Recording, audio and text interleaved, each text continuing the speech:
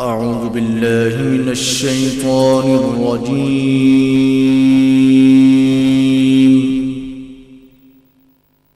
بسم الله الرحمن الرحيم.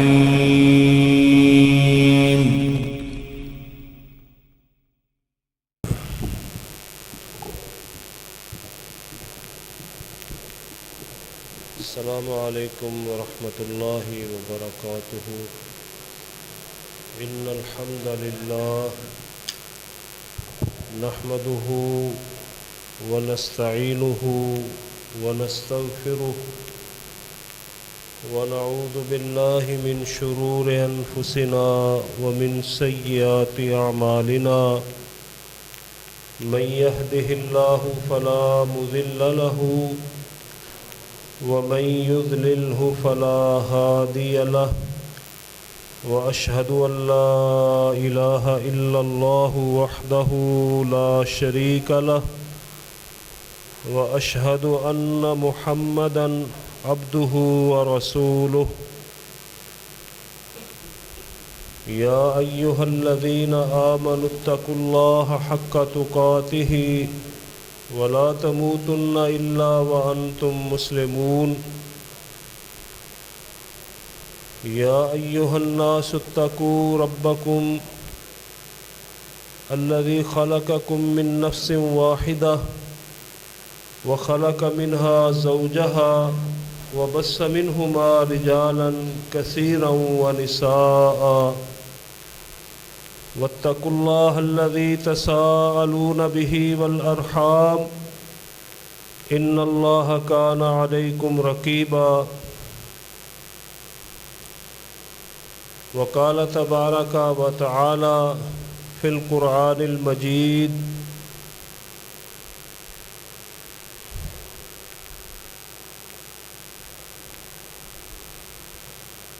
محمد رسول الله والذين معه أشداء على الكفار رحماء بينهم تراهم ركعا سجدا يبتغون فضلا من الله ورضوانا سيماهم في وجوههم من أثر السجود ذلك مثلهم في التوراة ومثلهم في الإنجيل كزرع أخرج شطأه فآذره فاستغلظ فاستوى على سوقه يعجب الزراء ليغيظ بهم الكفار. محترم عزیز سامعین، اللہ رب العالمین کی تعریف اور ثنا ہے جس رب کائنات نے میرے اوپر اور آپ کے اوپر یہ احسان کیا کہ اللہ رب العالمین نے ہمیں انسان پیدا ہونے کے بعد دین اسلام کی طرف بلکہ مسلمانوں کے گھرانوں کے اندر پیدا کیا. اور یہ بہت بڑا احسان ہے،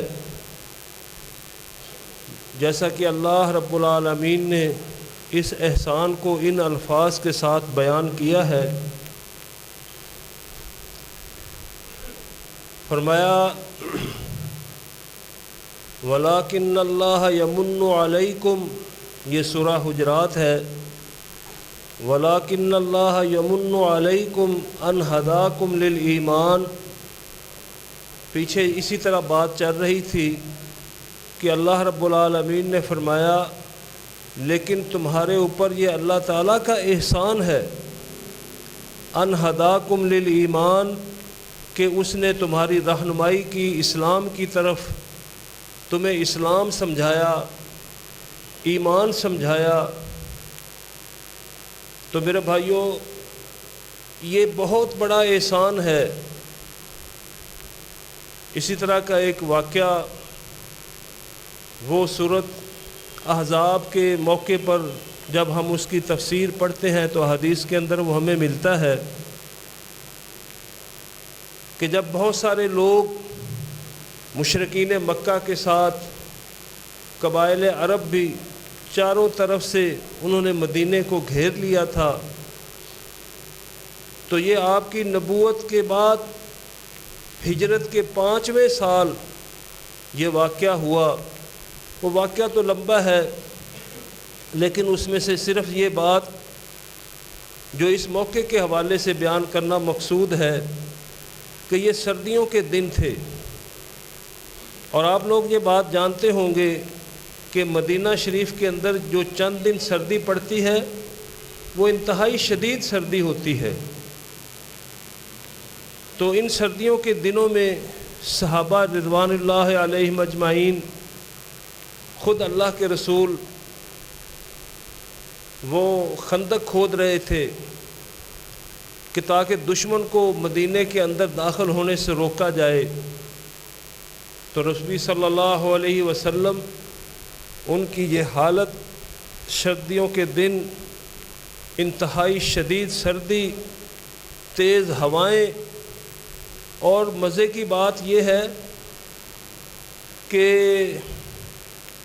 جیسا کہ آج ہم اپنا مکان جب تعمیر کرتے ہیں تو مستری اور مزدور یہ جو ہے وہ ہائر کر لیتے ہیں۔ ٹھیک ہے یار، آواز بیٹھ کے بس، آواز ٹھیک ہے۔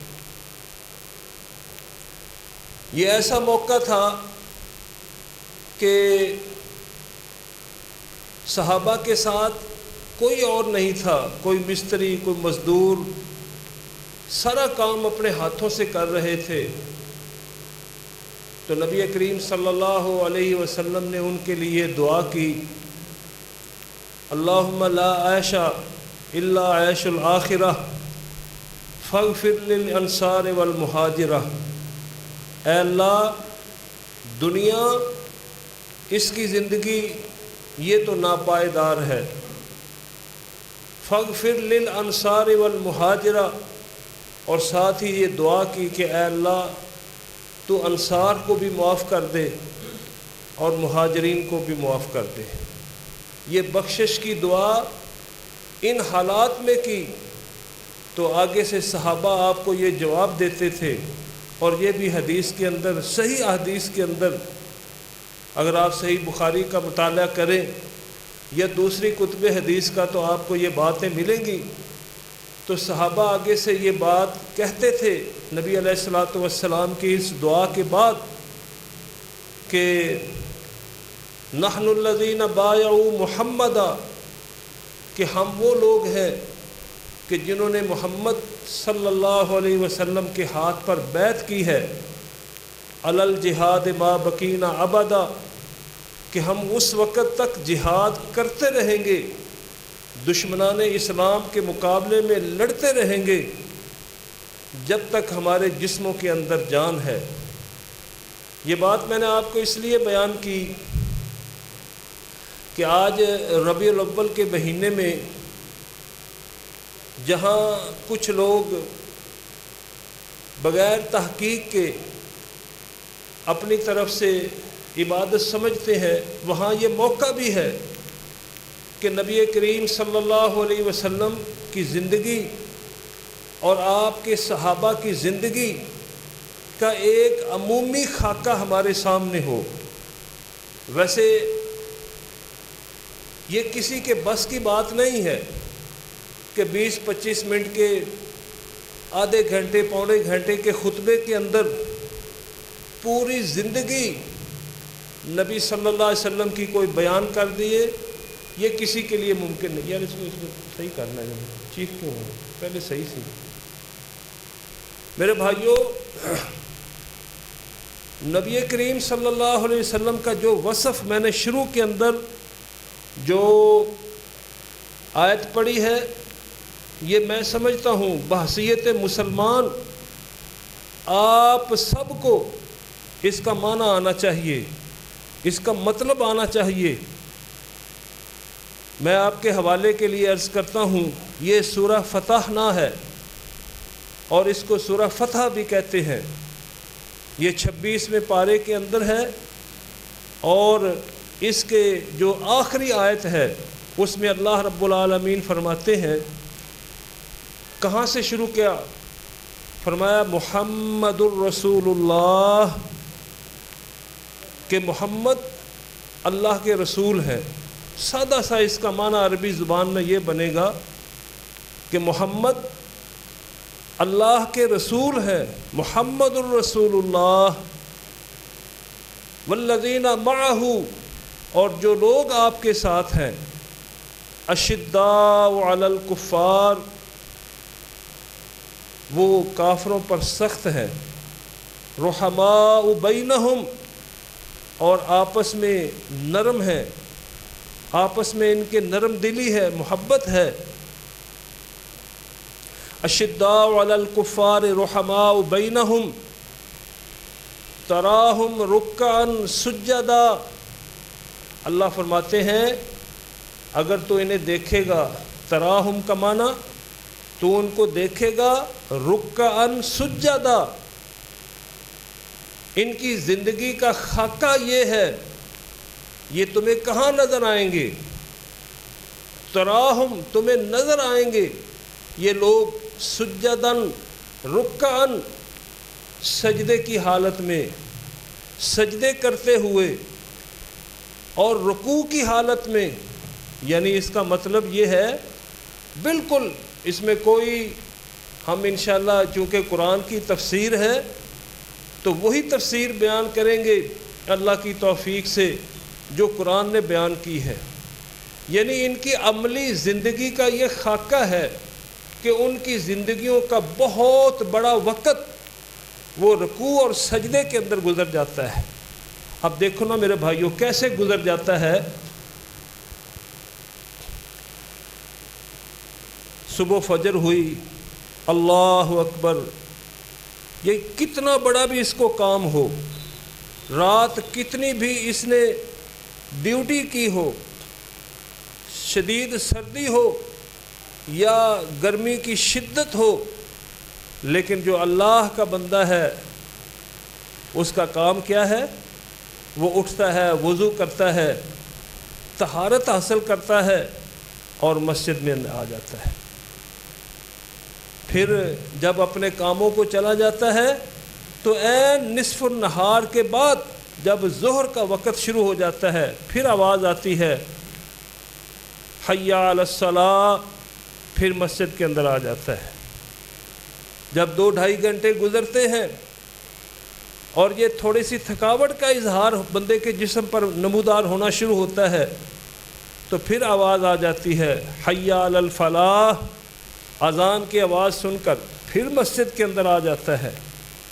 اور جب سورج ڈھل جاتا ہے، غروب ہو جاتا ہے اور اس کی روشنی جو ہے وہ بظاہر نظر آنا بند ہو جاتی ہے، پھر آواز آتی ہے اللہ اکبر اشہد ان لا الہ الا اللہ، وہ پھر مسجد کے اندر آ جاتا ہے۔ اور جب اس کے رات سونے کا وقت ہوتا ہے پھر کائنات کا رب کہتا ہے کہ اب سونے سے پہلے پھر سجدے کے لیے آ جا۔ اب دیکھیے 5 وقت یہ نماز ہو گئی، جبکہ اللہ احکم الحاکمین رب العالمین نے ان کی ایک چھٹی نماز کا تذکرہ بھی قرآن میں کیا ہے۔ وہ کون سی ہے؟ یہ سورہ مزمل ہے، یہ سورہ مزمل ہے، یہ 29ویں پارے کی سورت۔ اس کے دوسرے رکوع میں اللہ رب العالمین فرماتے ہیں ان ربک یعلم انک تقوم ادنی من ثلثی اللیل ونصفہ وثلثہ وطائفۃ من الذین معک۔ کیا مطلب ہے؟ تیرا رب جانتا ہے کہ جب آپ رات کے پہر میں کھڑے ہوتے ہیں تو آخر میں فرمایا وطائفۃ من الذین معک، کہ تیرے ساتھ ایمان والوں کی ایک جماعت وہ بھی رات کے قیام میں تیرے ساتھ کھڑی ہوتی ہے۔ چونکہ اس میں اللہ تعالیٰ نے پابند نہیں کیا مسجد میں آنے کا، بلکہ گھر میں پڑھنا افضل ہے، تو مسجد میں بھی لوگ آتے تھے رات پڑھنے کے لیے۔ اور سیدنا عمر رضی اللہ تعالی عنہ کے بارے میں آتا ہے کہ جب وہ رات تہجد کے لیے کھڑے ہوتے تو اپنی آواز کے ساتھ قرآن کو بلند کرتے، یعنی ذرا بلند آواز کے ساتھ قیام کرتے۔ تو ان سے پوچھنے والے نے پوچھا بلکہ نبی صلی اللہ علیہ وسلم نے ان سے خود پوچھا تھا کہ تو آواز کو بلند اتنا کیوں کرتا ہے؟ فرمایا میں تو اس لیے بلند کرتا ہوں تاکہ جو غفلت میں پڑا سو رہا ہے وہ بھی اللہ تعالیٰ سے مانگنے کے لیے آ جائے۔ تو یہ ان کا ایک عمل تھا۔ کہنے کا مقصد کیا ہے کہ اللہ رب العالمین نے یہ جو قرآن مجید کے اندر فرمایا کہ محمد الرسول اللہ۔ اچھا یہاں مزے کی بات یہ ہے کہ یہاں اللہ تعالیٰ نے اپنے نبی محمد صلی اللہ علیہ وسلم کا وصف بیان کیا ہے۔ جہاں اللہ تعالیٰ نے اپنے نبی کو مخاطب کیا ہے وہاں یا محمد نہیں کہا، وہاں کیا کہا؟ یا ایھا النبی، کسی جگہ کہا یا ایھا الرسول، کسی جگہ کہا یا ایھا المدثر، کسی جگہ کہا یا ایھا المزمل۔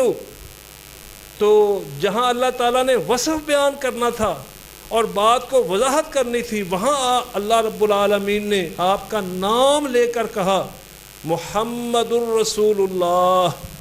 میرے بھائیوں یاد رکھنا اس نقطے سے، اب دیکھیں اللہ تعالیٰ نے اتنا بات کہہ کے کوئی بات آگے اپنے نبی کی بیان نہیں کی، اور کیا بات بیان کی؟ والذین معہ، جو لوگ آپ کے ساتھ ہیں، اشداء علی الکفار رحماء بینہم تراہم رکعا سجدا یبتغون فضلا من اللہ ورضوانا۔ تو آگے جو وصف بیان ہو رہا ہے، جو خوبی بیان ہو رہی ہے، وہ ان کی بیان ہو رہی ہے معہ، جو آپ کے ساتھ ہے۔ تو اس کا مطلب محمد الرسول اللہ کہنے سے علماء نے، مفسرین نے، شروع کے مفسرین نے، صحابہ نے بھی یہی بات ہے، ابن عباس سے بھی یہی بات ہے کہ یہ ایسا جملہ ہے محمد الرسول اللہ، ایسا اللہ کی طرف سے انعام ہے اور ایسا لفظ ہے جس کے اندر تمام کی تمام انسانی خوبیاں محمد الرسول اللہ کے اندر جمع ہو جاتی ہیں۔ تمام خوبیاں جو کسی انسان کے اندر ہو سکتی ہیں، کسی متقی شخص کے اندر ہو سکتی ہیں، وہ تمام خوبیاں اللہ اکبر وہ محمد صلی اللہ علیہ وسلم کے اندر جمع ہے۔ تو میں آپ کے سامنے بیان کر رہا تھا کہ اللہ رب العالمین نے فرمایا کہ محمد الرسول اللہ والذین معہ اشداء علی الکفار۔ بھائی اشداء علی الکفار کا لفظی معنی کیا ہے؟ کفار پر سخت ہیں۔ اچھا اس کا مطلب یہ تو نہیں ہے کہ آپ گلی میں جا رہے ہوں تو وہاں کوئی غیر مسلم کھڑا ہو تو آپ اس کو تھپڑ مار دیں، اس کا یہ مطلب تو نہیں ہے۔ کیا مطلب ہے؟ اس کا مطلب بھی ہمیں سنت سے سمجھنا ہوگا کہ ان کی جو سختی ہے نا کفار کے مقابلے میں، وہ یہ ہے کہ جب حق اور باطل کا مسئلہ آتا ہے، جب حق اور باطل کا مسئلہ آتا ہے تو اس وقت وہ کفار کی طرفداری نہیں کرتے بلکہ وہ اللہ کے دین کی بات کرتے ہیں۔ اور میرے بھائیوں یہ بات بہت بڑی بات ہے، بہت بڑی بات ہے کہ جب حق اور باطل کا کوئی مسئلہ ہو، وہ چھوٹے لیول پر ہو، انٹرنیشنل لیول پر ہو، تو جو والذین معہ، جو آپ کے سچے پیروکار ہیں، ان کی یہ صفت ہے کہ پھر وہ کفار کے معاملے میں اللہ سے ڈرتے ہیں، بات اللہ کی کرتے ہیں، طرفداری محمد رسول اللہ اور امت محمد کی کرتے ہیں، کفار کی طرفداری نہیں کرتے۔ ہاں اس کا اگر کسی نے عملی نمونہ دیکھنا ہو تو میں آپ کو ایک ہی واقعہ سناتا ہوں، واقعات بے شمار ہیں۔ ایک واقعہ آپ کے سامنے عرض کرتا ہوں، اور ممکن ہے بہت سارے نمازی حضرات نے وہ واقعہ سنا ہو۔ نبی علیہ الصلوۃ والسلام کو دوسرا سال شروع ہے ہجرت کیے ہوئے، مشرکین مکہ نے پیچھا کیا، اور وہ معروف لڑائی جس کو جنگ بدر کہا جاتا ہے، تو ابو جہل جو تھا وہ ایک بڑی تعداد لے کر وہ آیا، تو بدر کے مقام پر لڑائی ہوئی، تو میرے اللہ نے مدد کی، کمزوروں کو طاقتوروں پر اللہ نے غلبہ عطا کیا۔ ہاں جی، یہ موقع پر واقعات آپ کے سامنے پیش ہوتے ہیں۔ اس موقع پر، بدر کی لڑائی کے موقع پر، جب اللہ تعالیٰ کی طرف سے واضح کھلی دو ٹوک اور نظر آنے والی مدد آ گئی، تو جہاں پر تقریباً 70 مشرک قتل ہوئے تھے، وہاں پر تقریباً 70 کے قریب قیدی بنائے گئے۔ جب قیدی بنائے گئے تو چونکہ ابھی اللہ تعالیٰ کا حکم نہیں آیا تھا کہ ان کے ساتھ کیا کرنا ہے، ان کے ساتھ کیا کرنا ہے، اور رسول اللہ صلی اللہ علیہ وسلم کی یہ بہت بڑی خوبیوں میں سے خوبی تھی، وما ينطق عن الهوى ان هو الا وحی یوحی، جب تک اللہ کی طرف سے وحی نہیں آتی تھی آپ کوئی حکم نہیں دیتے تھے، خاموش رہتے تھے، انتظار کرتے تھے۔ تو آپ نے مشورہ کیا کہ ان کے ساتھ کیا کرنا چاہیے۔ سیدنا ابو بکر صدیق رضی اللہ تعالی عنہ انہوں نے کہا کہ میرا مشورہ یہ ہے کہ چونکہ ہمارے اکثر بچے وہ ہیں کہ جنہیں حلف یعنی پڑھنا نہیں آتا، وہ عبارت نہیں پڑھ سکتے، تو ان سے ہم یہ طے کر لیتے ہیں کہ یہ ہمارے بچوں کو پڑھنا سکھا دے، اس کے بدلے میں ہم ان کو آزاد کر دیں گے۔ آپ نے اپنے دوسرے ساتھی عمر بن خطاب سے مشورہ لیا کہ کیا مشورہ ہے تمہارا، کیا کرنا چاہیے ان قیدیوں کے ساتھ جنہوں نے آج تک اسلام دشمنی کی ہے، جنہوں نے نبوت کے گزشتہ 13 سال وہ کون سی ظلم ہے جو انہوں نے نہیں کیا، اور آج اللہ نے ہمیں ان پر غلبہ دے دیا ہے، تو کیا کرنا چاہیے۔ آپ حیران ہوں گے، سیدنا عمر رضی اللہ تعالیٰ عنہ عجیب مشورہ دیا۔ انہوں نے کہا کہ یہ جو عقیل ہے نا، یہ سیدنا علی کے بھائی تھے، یہ بھی آئے تھے قیدی ہو کر، کیونکہ ابھی تو مسلمان نہیں ہوئے تھے۔ یہ عقیل ہے، یہ اس علی کے سپرد کرو، اور یہ جو فلاں ہے نا، یہ میرا ہے، قریبی ہے، اس کو میرے سپرد کرو، اور یہ فلاں ہے، یہ اس کا رشتہ دار ہے، یہ اس کے سپرد کرو، اور یہ جو فلاں ہے یہ اس کا رشتہ دار ہے صحابی کا۔ تو ان سب کو لائن میں کھڑی کر کے نا، تو ہر رشتہ دار اپنے مشرک رشتہ دار کو قتل کر دے بس۔ آپ سمجھے، عجیب مشورہ تھا۔ آپ خاموش ہو گئے، کیونکہ اللہ کا حکم جو تھا آپ نے اس پر، اس کے بعد پھر وہی آئی، بات لمبی ہے۔ مقصد اب میرے کہنے کا، جو میں نے شروع کے اندر بات قرآن کی آیت آپ کے سامنے رکھی، محمد الرسول اللہ والذین معہ اشداء علی الکفار رحماء بینہم، کفار پر سخت ہے۔ اللہ اکبر۔ میرے بھائیوں، اب یہ بات بہت لمبی ہو جائے گی۔ امت مسلمہ کے حکمرانوں کی حالت کیا ہے؟ کیا کفار پر سخت ہیں؟ اللہ ماشاء اللہ، سارے تو ایک جیسے نہیں ہو سکتے، ممکن ہے اندر سے ان کی کوئی مخالفت کرتا ہو، لیکن ہم دیکھتے ہیں کہ فلسطین میں مسلمان قتل ہوں، کشمیر میں قتل ہوں، اور اب تو بارڈر پار نہیں، اب تو ہمارے ملک کے اندر یہ صورتحال ہے۔ یہ پچھلے دنوں جو خبر آئی، آپ اندازہ کیجئے کہ بلوچستان میں عام لوگوں کو روک کر انہوں نے کارڈ چیک کیے، پڑھی ہوگی خبر آپ نے، تو جن کا شناختی کارڈ پنجاب کا تھا ان کو قتل کیا، جبکہ محمد صلی اللہ علیہ وسلم نے کیا کہا تھا؟ تم میں سے اگر کوئی شخص اسلحے کے ساتھ مسجد میں آتا ہے، اسلحہ تو اس دور میں بھی تھا، جو اس دور کا اسلحہ تھا، تو فرمایا کہ وہ اپنی جو تیر ہے اس کا جو لگنے والا حصہ ہے اس کو ہاتھ میں پکڑ کے آئے، یہ نہ ہو کہ نہ سمجھی میں یا غلط فہمی میں کسی مسلمان کو لگ جائے۔ بات کہیں اور نہ چلی جائے کیونکہ وقت تھوڑا ہے، میں بلا تبصرہ اس کو اپنی بات جاری رکھتا ہوں جو موضوع ہے۔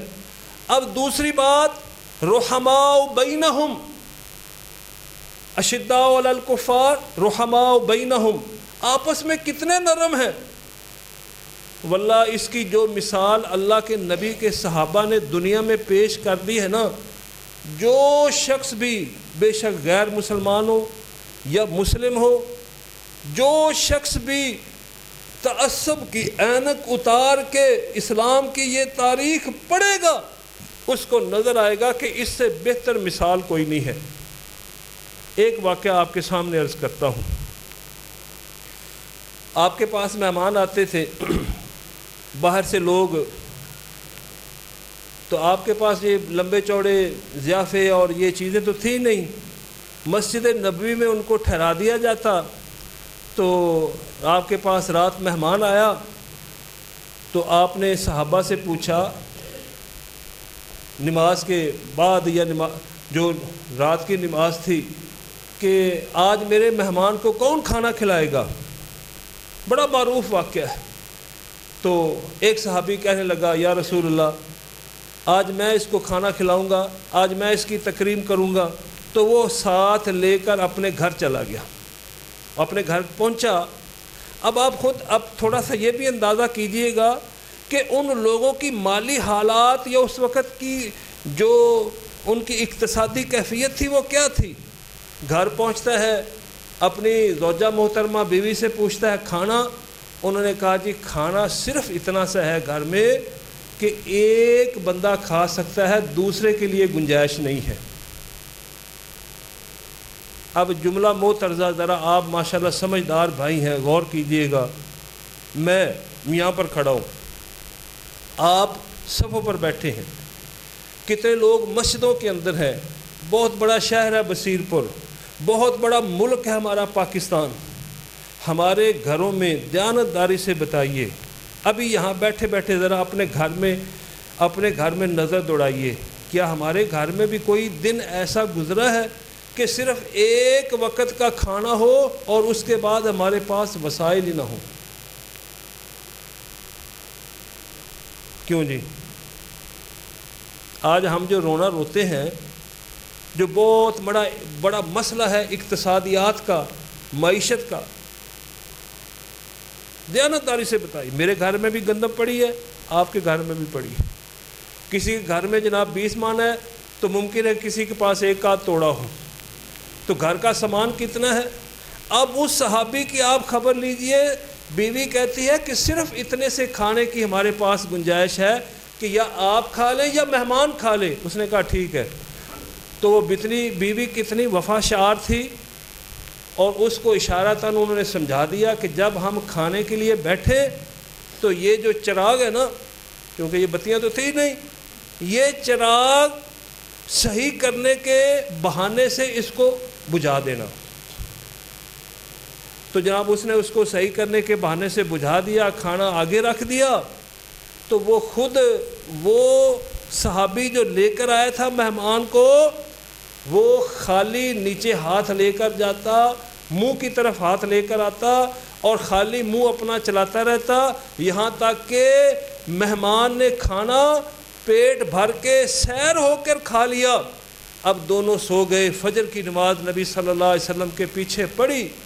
جب آپ نے فجر کی نماز سلام پھیرا تو آپ اپنے ساتھیوں کی طرف متوجہ ہوئے اور فرمایا، خوش ہو رہے تھے، فرمایا اس کو کہ یار آج تیرے عمل سے، تیرے رات کے عمل سے تیرا رب آج بہت خوش ہوا ہے، تیرا رب آج بہت خوش ہوا ہے تیرے عمل سے۔ اور اللہ رب العالمین نے قرآن کے اندر اس آیات کو قیامت تک کے لیے ہر پڑھنے والے کے سینے میں اللہ تعالیٰ نے اس کو جاری کر دیا، اس کی زبان پر جاری کر دیا۔ اس کو لاکھوں نہیں، کروڑوں نہیں، اربوں کھربوں لوگ پڑھیں گے، انسان پڑھیں گے۔ اللہ تعالیٰ نے اس کو قرآن بنا کے نازل کر دیا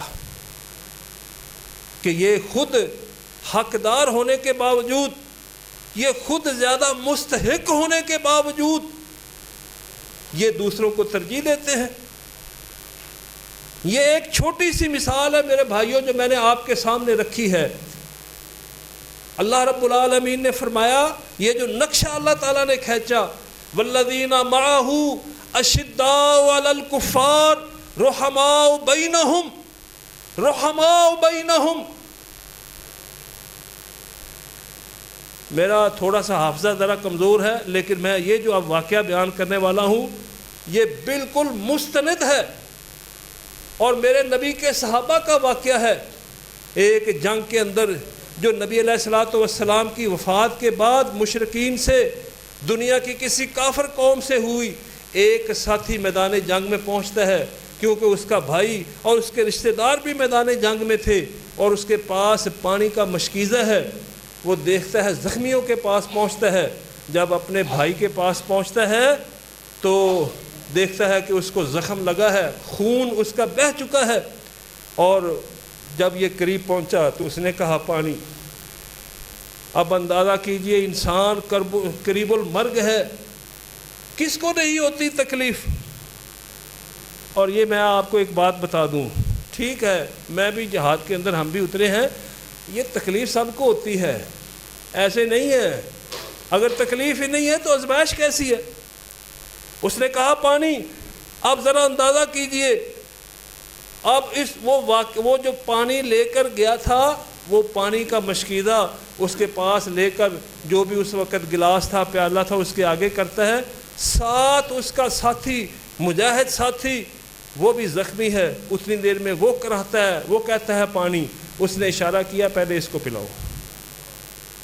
اس کے پاس پہنچتا ہے تو تیسرا اس کے قریب ہی تھا، اس کی بھی یہی کیفیت ہے، اس نے کہا پانی۔ اس نے تیسرے کی طرف اشارہ کیا کہ اس کو پلاؤ۔ وہ تیسرے کی طرف پہنچا تو وہ اس کی جان نکل چکی تھی۔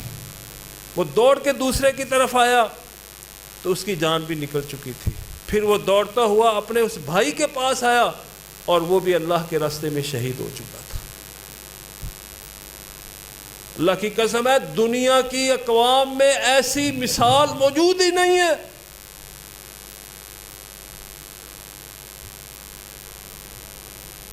اللہ، عبد الرحمن بن عوف رضی اللہ تعالی عنہ یہ بھی ہجرت کر کے آئے تھے۔ میرے نبی صلی اللہ علیہ وسلم نے دیکھا کہ مہاجرین کے پاس نہ کوئی کاروبار ہے، نہ گھر ہے، ہاں جی، نہ بالکل ہر چیز ہی ختم۔ تو آپ نے ایک ایسا معاہدہ کیا کہ آج بھی دنیا اس کو پڑھتی ہے، دنیا کے مسلم کیا غیر مسلم دانشور اس کو پڑھتے ہیں، ان کی عقل حیران رہ جاتی ہے۔ اور یہ بھی تقریباً نہ کوئی 100 کے قریب لوگ تھے۔ آپ نے ایک بندہ اور ایک مہاجر، ایک انصاری، وہ جو ہجرت کر کے آئے تھے، اور ایک انصاری، ان کو آپس میں بھائی چارے کا رشتہ بنا دیا، بھائی چارے کا رشتہ بنا دیا۔ عبد الرحمن بن عوف رضی اللہ تعالی عنہ، یہ جس انصاری صحابی کے ساتھ بھائی چارے کا رشتہ بنا تو وہ ان کو لے کر اپنے گھر چلے گئے۔ جب گھر میں پہنچے تو اس شخص نے کہا، اس انصاری صحابی نے کہا، یہ میری زمین ہے، آپ ذرا غور کیجئے گا، یہ میری زمین ہے۔ اور عام طور پر وہ لوگ اس وقت زمین کے اوپر جو ہے نا وہ کھجور ان کی فصل تھی، تو یہ آدھی فصل جو ہے نا، آدھی زمین آپ نشاندہی کر لیں، آدھی آپ کی آج سے اور آدھی میری ہوگی۔ یہ میرا گھر ہے، اس میں سے آدھا حصہ آپ کا ہوگا، آدھا میرا ہوگا۔ حتیٰ کہ اس نے کہا، چونکہ آپ بالکل ہی بے گھر ہیں، میری 2 بیویاں ہیں، میں ایک کو طلاق دے دیتا ہوں، عدت گزر جائے، دوسرے تم مجھ سے نکاح کر لینا۔ کوئی کہتا ہے، کوئی سوچ سکتا ہے کوئی؟ آپ دیکھیں اللہ تعالیٰ نے یہ گواہی دی ہے، یہ میری گواہی، کسی عدالت کی گواہی، کسی ممبر کی گواہی نہیں ہے۔ والذین معہ اشداء علی الکفار رحماء بینہم تراہم رکعا رحماء بینہم۔ آپس میں ان کی نرمی یہ ہے۔ عبد الرحمن بن عوف کہتے ہیں اللہ تعالیٰ تمہارے گھر میں بھی برکت کرے، اللہ تمہارے کاروبار میں بھی برکت کرے، اللہ تیری زمین جائیداد کے اندر بھی برکت کرے، اللہ تیرے اہل و عیال کے بھی اندر برکت کرے۔ کل جب صبح ہوگی تو مجھے بازار لے جانا، میں ایک تاجر پیشہ آدمی ہوں، انشاءاللہ میں اپنا رزق وہاں سے خود ہی تلاش کر لوں گا۔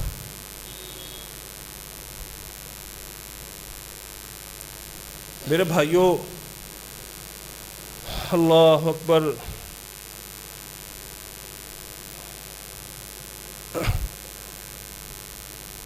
یہ دو خوبیاں کس نے بیان کی؟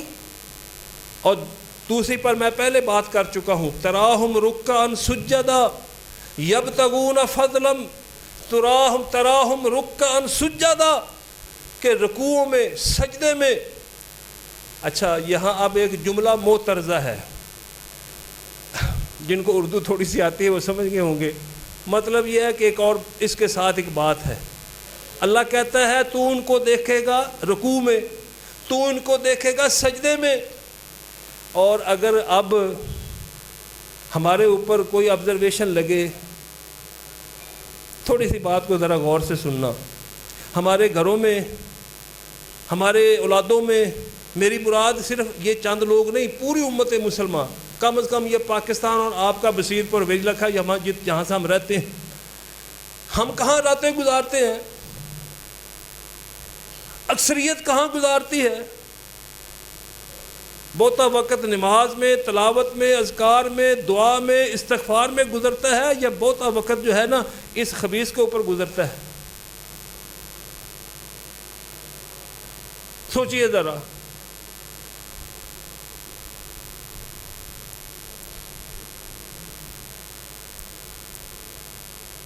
میرے بھائیوں، یہ قرآن میرا لکھا ہوا، آپ کا لکھا ہوا، دنیا کے کسی دانشور کا لکھا ہوا، کسی مصنف کا لکھا ہوا نہیں ہے۔ تنزیل من رب العالمین، رب العالمین کی طرف سے اترا ہے۔ وہ رب العالمین فرماتے ہیں محمد الرسول اللہ والذین معہ اشداء علی الکفار رحماء بینہم تراہم رکعا سجدا یبتغون فضلا من اللہ ورضوانا۔ رکوع سجدہ کرنے کے بعد بھی وہ اس بات کے متمنی ہوتے ہیں کہ وہ کون سا لمحہ ہوگا کہ جب ہم اپنے اللہ کو راضی کریں گے۔ یبتغون، وہ چاہتے ہیں، فضلا من اللہ ورضوانا، اس کا فضل تلاش کرتے ہیں اور اس کی خوشنودی تلاش کرنے کے کاموں کے اندر ہوتے ہیں۔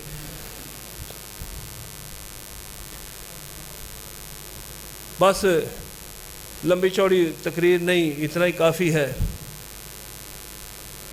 میں بس اپنے آپ کو اور اپنے بھائیوں کو اور سننے والی ماؤں اور بہنوں کو کہوں گا کہ ان آیات کی روشنی میں اب آخری بات ذرا ہم سارے سن لیں۔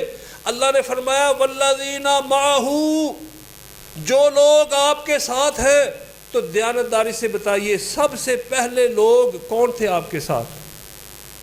بولیے، کوئی بولے۔ صحابہ، ابوبکر، عمر، عثمان، علی، جن کا پہلا ٹائٹل تھا یہ مہاجرین تھے، جن کا دوسرا گروہ انصار کا ہے، پھر ان کی بہت ساری خوبیاں ہیں۔ اللہ کہتا ہے یہ وہ لوگ ہیں۔ اور آج کوئی کھڑا ہو کر کہے، میں اللہ معاف کرے حیران ہوتا ہوں کتنی جرت ہے میرے نبی کے صحابہ کے بارے میں کہ قرآن جن کے بارے میں کہے کہ والذین معہ، اور والذین معہ کی تفسیر میں متقدمین علماء نے لکھا ہے کہ قیامت تک آنے والے، قیامت تک آنے والے والذین اتبعوہم بإحسان، جو نیکی کے ساتھ نبی کی پیروی کرنے والے ہوں گے، وہ بھی پہلے لوگوں کے ساتھ شامل ہو جائیں گے۔ السابقون الاولون والمہاجرین الذین اتبعوہم والذین اتبعوہم بإحسان، جنہوں نے نیکی کے ساتھ اتباع کی، پیچھے چلے، وہ پہلا گروہ ہو اس امت کا، یا آخری آنے والا ہو یا درمیان میں آنے والا ہو، جو بھی صدق دل کے ساتھ، احسان کے ساتھ نبی کی پیروی کرے گا، کل اسی کا انجام پہلے لوگوں کے ساتھ ہی ہوگا۔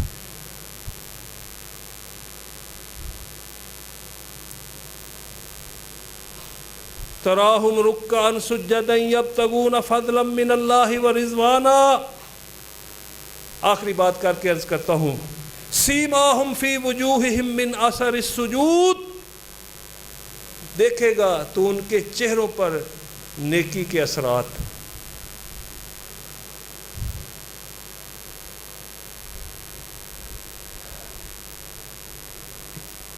بٹ چھوٹی سی بات ہے، ایک صحابی ہیں عبداللہ بن سلام، یہودی تھے پہلے، ایک واحد بندہ ہے جو اسلام لایا تھا، اس کے بعد ایک اسلام لایا۔ یہ ایسی پھٹکی ہوئی قوم ہے، تو اللہ نے ان کے دل کے اندر اسلام کی محبت پیدا کر دی۔ عبداللہ بن سلام جب مدینے والے نبی علیہ الصلوۃ والسلام کو ہجرت کے موقع پر لینے گئے نا، بنو نجار کے لوگ جو آپ کے ننہال تھے، دادا عبد المطلب کے رشتہ دار تھے، وہ سارے کے سارے بچے جوان وہ ہتھیار بند کر کے وہ نکلے لینے کے لیے، تو یہ بھی پہنچ گئے۔